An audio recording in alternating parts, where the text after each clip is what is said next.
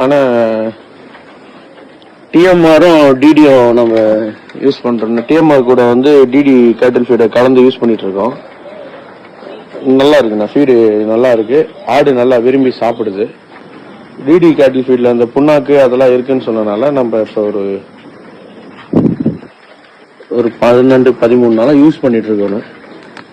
TMR கூட DD feed வந்து நம்ம மிக்ஸ் பண்ணியிருக்கோம்.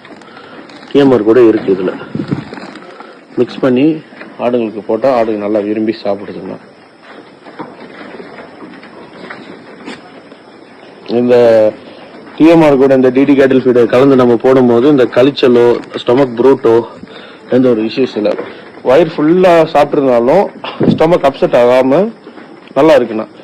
உங்களுக்கு பெருஞ்சாணி ஓவர் ஃபீட் ஆனால் மட்டும் போடும். மற்றபடி பார்த்தீங்கன்னா உங்களுக்கு கழிச்சலோ இந்த வயிறு உப்புசமோ வயிறு சம்மந்தப்பட்ட எந்த பிரச்சனையும் வரல. டிஎம்ஆர்லயும் அது அந்த மாதிரி கம்ப்ளைண்ட் வராது, டிடிலும் சேம் திங் அதே மாதிரி கம்ப்ளைண்ட் வராது. நம்ம மெயினாக வந்து இந்த பருப்பு தானிய வகை தீனி போறதுனால அந்த கம்ப்ளைண்ட் வரும்ன்றதுனால ஆளுங்க ஒழுங்கா பார்க்க இருக்காங்க. அந்த ஒரு காரணத்துக்காக தான் நம்ம டிஎம்ஆர் போனோம். டிஎம்ஆரோட இப்போ டிடி அண்ணன் நல்லா இருக்குன்னு ரெஃபர் பண்ணாரு. சரி, அதனால டிடி கேட்டில் ஃபீட் வாங்கி மிக்ஸ் பண்ணி இப்போ போட்டுட்டு இருக்கோம். ஒரு 12-13 நாள் யூஸ் பண்றோம். ரிசல்ட் நல்லா இருக்கு.